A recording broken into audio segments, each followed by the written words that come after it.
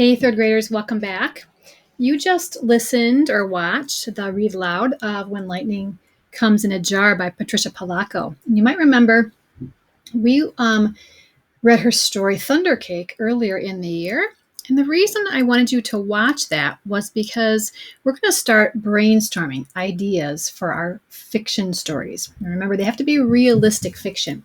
So let's review a little bit, right? Fiction is a made up story, right? But being realistic means it could happen in real life. So we want to make sure that we have believable characters, places, right, that we can go, real settings, real things that are going to happen in the story. So if we review our I can statements, remember you're going to be able to produce different types of writing. You're also going to be able to write a fiction story, right, at the end. That's kind of what our goal is, right? So the last time we were together, we talked about what are those features of a realistic fiction story. Okay, and keeping in mind the story that you just watched, When Lightning Comes in a Jar. Events that could happen in real life, right? Everything in the story could happen to real people. Those characters have normal human characteristics. We've talked about that before. They don't have, three eyes and things like that. They're regular people, right? The story might be set in a real place. Okay? It could be a fictional town that you make up, but it would look or act just like a real place. Realistic fiction, remember, always has a beginning, a middle, and an end. There's always a problem and some solution to the problem. There's dialogue, so people are having conversation. And there's good descriptive language, meaning you really show your reader what's happening with all those details. They feel like they're there. You don't just tell them things, right? So when you listened and watched When Lightning Comes in a Jar today, think about Patricia Polacco. She's the author, right? She had to get an idea from somewhere. And oftentimes, writers get ideas for what they're going to write about by just really paying attention to events that happen in everyday life, right? She was going to a family reunion, right? Maybe you've been to a family reunion before, okay? Maybe not. If you haven't, you might still be able to think about things that you can grow into a story. Things like camping, going to a birthday party, playing with your cousins, right? Going to a swimming pool. There are a lot of everyday activities that you can use as inspiration, right? I could grow that idea into a story with real characters, with a setting, with a problem, thinking about how you can solve that problem. So what we're going to do today, I'm going to show you what I did. I looked back in one of my older writer's notebooks from in the past. I looked through my opinion writing. I looked through my personal narrative.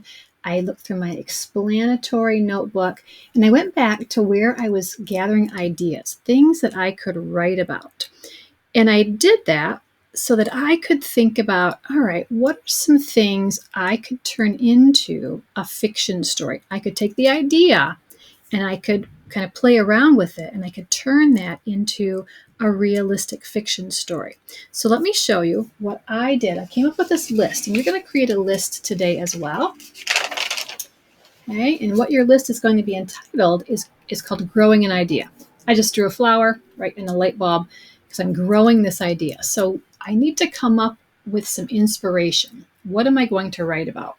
Right? I went kind of four kind of different, I don't want to say places, but I thought about four different things where I could get some ideas. So like I said, I went to some past writing units and I was looking at all my ideas. Right? I wrote down something about going to the library with my grandma when I was talking about personal narratives. I thought, oh, I could write a story about somebody in the library. What could happen in the library? Ooh, somebody could get lost, or they could get locked in, or I don't know, maybe something happens with a shelf falls on them or something, right? I could write a fun story about somebody being in the library. I wrote down an idea one of the first times I had done something, which was riding a roller coaster. Ooh, I could write a story about somebody in an amusement park or somebody riding a roller coaster. Maybe something happens on this ride, right? Remember when I did my explanatory lesson, I talked all about baking. Ooh, I could write a story about baking. Maybe it's set in a bakery. Maybe somebody um, makes wedding cakes and something happens at this wedding, right? I could have all kinds of great ideas that come out of just this one idea. And then I wrote down some places. Okay, I just tried to kind of be generic. You could be specific as well. I've got the beach, the mountains, right? I could be inspired to write a story about a family at a beach or somebody in the mountains. Maybe they are riding a horse and the horse maybe breaks its leg or something and gets hurt, right? And they're kind of trapped and stuck there. Maybe I write about something that happens when I'm in Disney World or an amusement park. I talked about the roller coaster, right? I could be in the amusement park doing lots of other things that could kind of be my setting. Then I thought about different events in life, kind of everyday events, birthday parties, vacations, weddings, like Patricia Polacco, family reunions, like she wrote in Thundercake, that thunderstorm, right? Maybe there's a time when you were in a really serious, like, tornado or hurricane, or you thought there was going to be a tornado or a hurricane, right? You could use that idea and grow a story out of it. Maybe you're inspired by some people, maybe some of your classmates, maybe some family members like Patricia Polacco. She did that with When Lightning Comes in a Jar. Same thing when the relatives came, right? Family visited and they wrote a whole story about that. Maybe it's something to do with sports or athletes. Maybe it's something that you're interested in. I just had another idea for myself. Places. Place that I usually go all the time, place that you usually go all the time is school. Right? I know a lot about school. I could write a story and it could be set in a school and something could happen. Maybe it's on recess or during lunch, right? I could take these ideas and I could grow them into a realistic fiction story. Okay, and we're going to talk about in the future, how do we develop our characters? How do we set up the setting? Remember the plot mountain? What are the parts of our mountain in our story that are going to happen?